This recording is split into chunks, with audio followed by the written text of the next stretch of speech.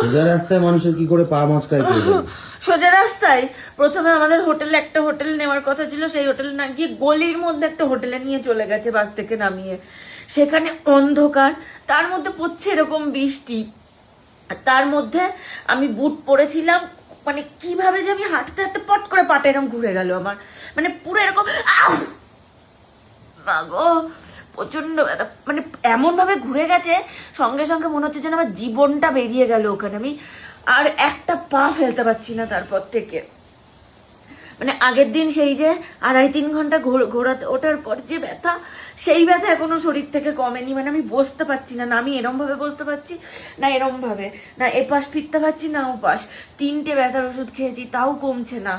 তার মধ্যে এই যে পা মচকে কি আরো ব্যথা, আর ভাল লাগছে না। আমি কালকে কি করে ঘুরতে যাব? আর তার মধ্যে যা বৃষ্টি শুরু হয়েছে, মানে আমার মনে হচ্ছে যে আমার এই প্রতিটা দিন এবার কাঁদতে কাঁদতেই কাটবে ঘুরতে এসে। আগের বার ঘুরতে গিয়ে কত সুন্দর ঘুরেছি, কিন্তু এইবারের ঘোরাতে মনে হচ্ছে কারোর নজর লেগেছে আমার। উফ কি ব্যথা করছে, আমি কি করে হাঁটবো? সারা হাত পা ব্যথা, পা ব্যথা এরকম।